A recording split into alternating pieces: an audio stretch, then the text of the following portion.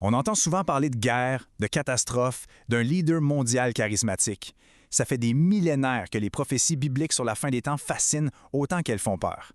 Mais qu'est-ce qu'elles disent pour vrai? Aujourd'hui, on laisse les spéculations de côté, puis on décortique ensemble, étape par étape, la chronologie des événements qui sont annoncés. La grosse question, c'est donc, qu'est-ce que la Bible prédit exactement? Avec des prophéties qui sont éparpillées dans des dizaines de livres, c'est facile de s'y perdre. Notre but aujourd'hui, c'est de mettre toutes les pièces de ce grand casse-tête ensemble pour voir l'image au complet, dans le bon ordre. Alors, par où est-ce qu'on commence? Eh bien, contrairement à ce qu'on pourrait croire, le début de la fin, c'est pas une catastrophe. C'est un événement mystérieux, silencieux, qui, en un clin d'œil, va changer le monde pour des millions de personnes. Cet événement, on l'appelle l'enlèvement. Imaginez-vous la scène. En un instant, des millions de croyants disparaissent de la surface de la Terre. Ce n'est pas la fin du monde en soi, mais disons que c'est le vrai coup d'envoi de la séquence finale des prophéties. Pendant que sur Terre, c'est le chaos total à cause des disparitions, les croyants qui ont été enlevés, eux, comparaissent devant le trône de jugement de Christ. Mais attention, là, il y a une nuance super importante. Il ne s'agit pas de savoir s'ils sont sauvés. Ça, c'est déjà réglé. L'enjeu ici, ce sont les récompenses. C'est une sorte de bilan de leur vie sur Terre basé sur leurs actions et leur fidélité. Bon, on se retrouve avec une Terre où il manque des millions de personnes. Évidemment, ce chaos-là, ça crée un vide, et en politique, comme dans la nature, le vide n'est jamais laissé vide bien longtemps. Le décor est donc planté pour la montée d'un leader comme on n'en a jamais vu, l'Antéchrist. Et c'est là qu'il entre en scène, l'Antéchrist. Oubliez l'image des cornes et de la fourche. Lui, il arrive comme un sauveur, un artisan de la paix. Son coup de maître, il réussit à signer un traité de paix de 7 ans avec Israël, un geste qui le propulse au sommet de la scène mondiale. C'est cet acte-là qui donne le coup d'envoi officiel à une période de 7 ans qu'on appelle la tribulation. Ces 7 années-là, c'est vraiment l'épine dorsale de toute la prophétie. Regardez bien la structure. Tout commence avec une promesse de paix, puis pile à la moitié, après 3 ans et demi, tout bascule. Et la fin de cette période se termine dans un cataclysme total. C'est comme une pièce en 3 actes. Mais cette paix, évidemment, c'est de la poudre aux yeux. Cette période de tribulation, c'est en réalité une ère de jugement divin à une échelle jamais vue. Les prophéties décrivent une série de calamités qui vont frapper la terre au complet. Les textes utilisent des images vraiment fortes. On parle de guerre, de famine, de fléaux et de catastrophes naturelles d'une violence incroyable.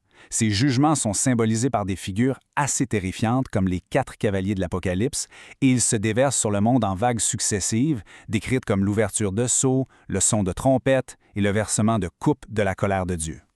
Et là, on arrive au point tournant, pile poil au milieu des 7 ans. L'Antéchrist, le grand pacificateur, jette le masque. Il déchire son propre traité de paix avec Israël et montre son vrai visage en se retournant violemment contre ceux qu'il prétendait protéger. Cet acte de trahison culmine avec un événement d'un blasphème absolu, ce qu'on appelle l'abominable dévastation. L'Antéchrist va jusqu'à installer une statue de lui-même dans le lieu le plus sacré du judaïsme, le temple de Jérusalem, et il exige que toute l'humanité l'adore comme un dieu. Ici, on voit vraiment bien le contraste. D'un côté, la première moitié, une fausse paix, une illusion totale contrôlée par l'Antéchrist qui monte en puissance. De l'autre, la deuxième moitié, qui commence avec sa trahison, c'est le chaos et une persécution tellement intense qu'on la surnomme la Grande Tribulation.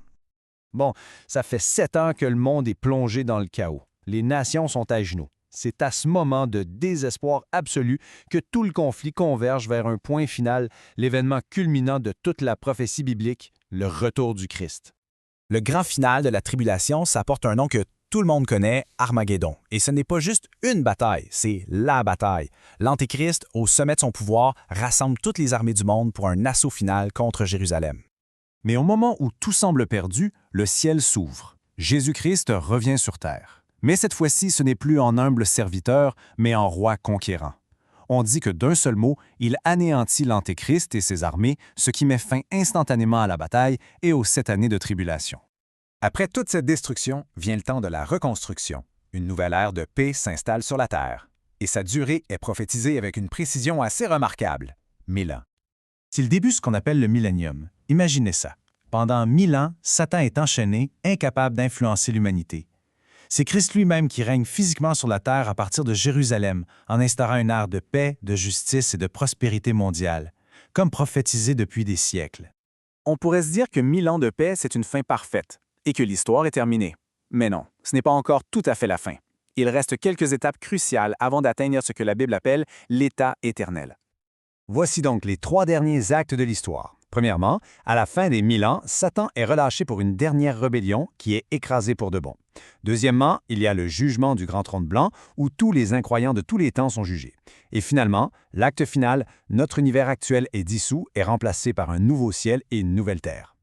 La promesse pour les croyants dans ce nouveau monde est à la fois simple et incroyablement profonde. Il n'y aura plus de péché, de tristesse ni de mort. Toute la souffrance, la peur, les larmes qui ont défini l'expérience humaine sont effacées pour toujours. C'est une restauration complète, une demeure éternelle parfaite.